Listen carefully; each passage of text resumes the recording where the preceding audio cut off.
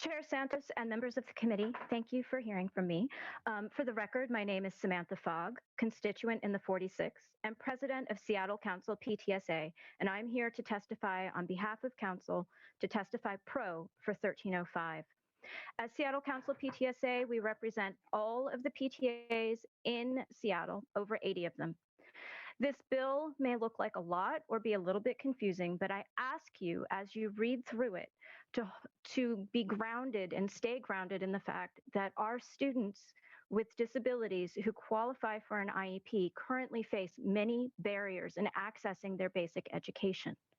As a disabled parent of a disabled child, I will tell you that navigating this process is burdensome. It is hard to get access to the services your child needs, and you must learn to become an expert in things that are not the norm and that you do not learn just because you have a disabled child. I will tell you that as we look at this bill, I see so many pieces that have been asked for from various organizations and from families that we serve or who come to us for advocacy support. I myself waited years for my child to be evaluated for special education. And I can tell you that, yes, there are significant academic impacts of that, but that is not all.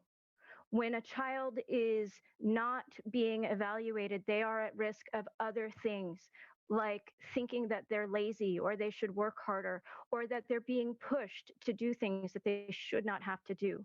There are mental health implications in not serving children. And right now, our system puts too much burden onto families of children who are already marginalized.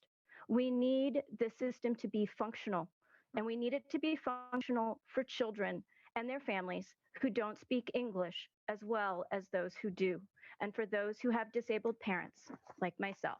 Thank you.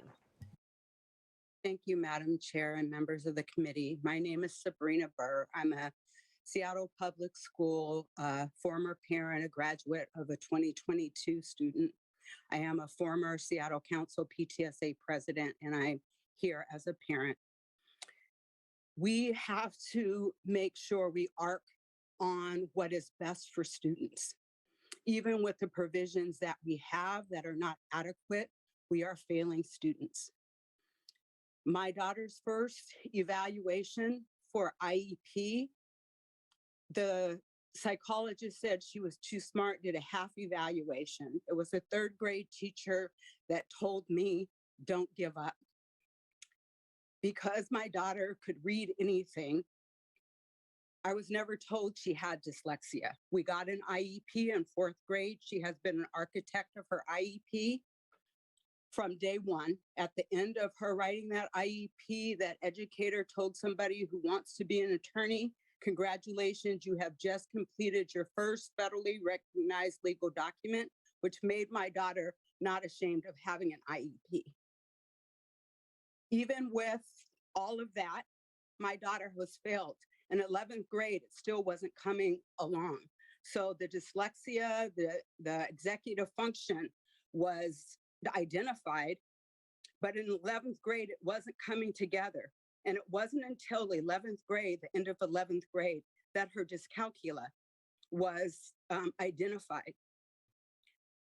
I've seen and I've worked with many families that we're failing. Dyslexia, dyscalculia, dysgraphia, and a lot of the behaviors that come from not really identifying and seeing it. Not only do we have to partner with parents, we have to put the burden on the district, not the students and the families. How many ACEs come to children who are not recognized for the need for individual education plan?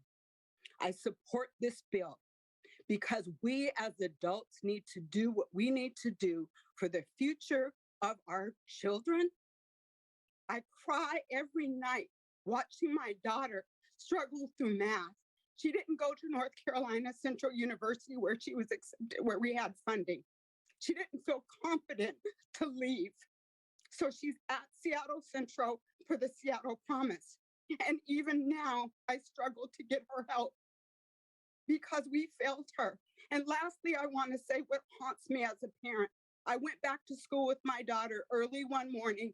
We were in the building And inside a classroom, we hear this young man saying, "How in the F do you expect me to read?